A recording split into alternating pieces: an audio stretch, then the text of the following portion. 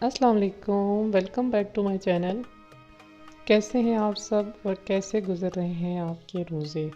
अल्लाह का शुक्र है इस बार रमज़ान बहुत अच्छा गुज़र गया, ठंडा ठंडा, बिल्कुल भी गर्मी का एहसास नहीं हुआ। और अल्लाह पाक आगे भी खैरियत रखे। और जो बाकी का हमारा तीसरा अशरा रह गया है, अल्लाह करे वो भी बहुत अच्छा सा गुज़रे। यहाँ पे मैं बना रही हूँ मिंट मार्गरीटा टाइप का है। मिंट मार्गरीटा में एक्चुअली कोल्ड ड्रिंक भी ऐड होती है वाइट वाली, लेकिन हम कोल्ड ड्रिंक को अवॉइड करते हैं स्पेशली रमज़ान में। तो फिर मैंने शिकंजी टाइप का ना पुदीना डाल के तो वो बनाया था, मेरे हस्बैंड को पसंद है। और यहाँ मैं फ्रूट चाट बना रही थी।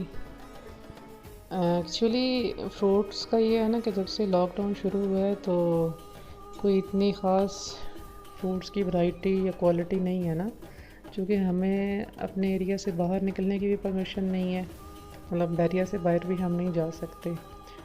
तो इसलिए फिर जो भी अंदर अवेलेबल होता है मेरे हस्बैंड वही ले आते हैं। फिर इसलिए मैंने फ्रूट कॉकटेल मंगवा लिया था कि चलो ये ऐड कर लूँगी तो थोड़ा वेरिएशन हो जाएगी फ्रूट्स की। और वैसे भी मुझे ये अच्छा लगता है, मेरे हस्बैंड को भी अच्छा लगता है। इसमें फ्रूट चाट में या केक में जब बनाती हूँ तो उसमें लाजमी लेयरिंग में ना पाइनएप्पल की जगह ये डालती हूँ।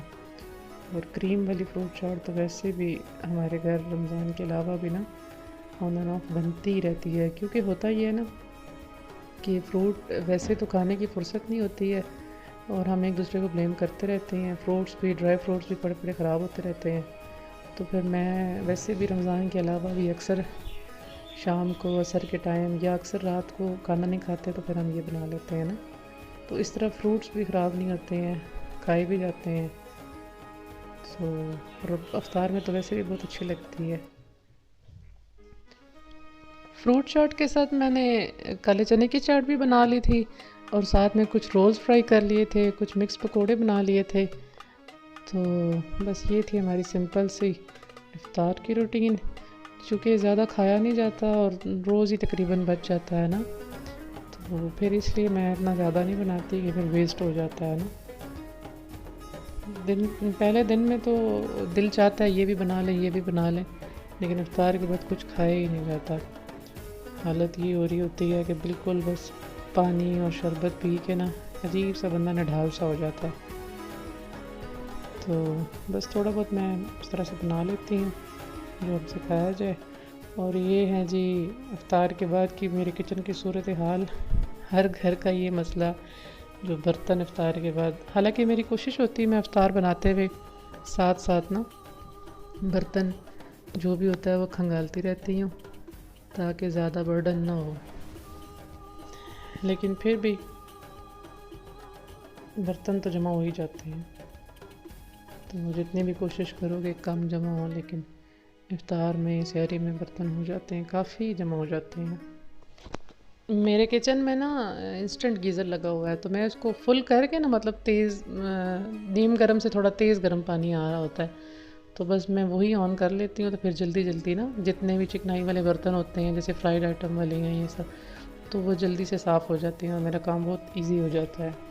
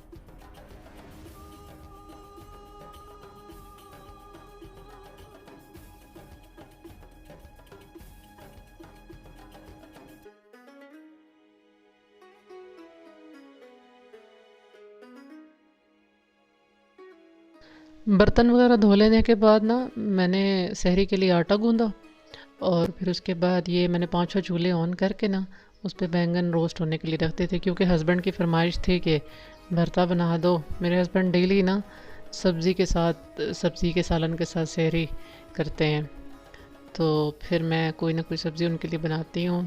हालांकि मेरी ना हिम्मत बिल्कुल भी नहीं हो रही थी, थकावट की वजह से भी और नींद भी आ रही थी, लेकिन क्या करें, फ़ीमेल की ये ड्यूटी है कि रमज़ान में जो है वो काम भी, इबादत भी, काफ़ी जो है ना काम बढ़ जाता है रमज़ान में।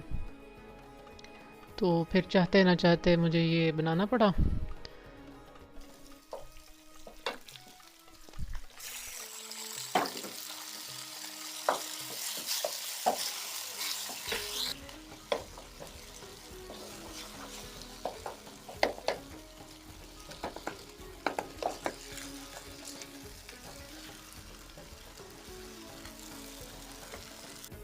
आज ना सुबह सहरी के बाद इतनी बारिश हुई, इतनी ज़्यादा कि एकदम से ठंड हो गई ना सारा दिन। जैसे 8-10 डिग्री कम हो गया था टेम्परेचर ना। ये सुबह 5-5:30 बजे का टाइम था। तो व्यूवर, कैसी लगी आपको मेरी आज की रूटीन? अगर अच्छी लगी है तो लाइक और शेयर कीजिएगा और मेरे चैनल को सब्सक्राइब कीजिएगा। Thanks for watching. मिलते हैं नेक्स्ट वीडियो में, तब तक के लिए अल्लाह हाफिज़।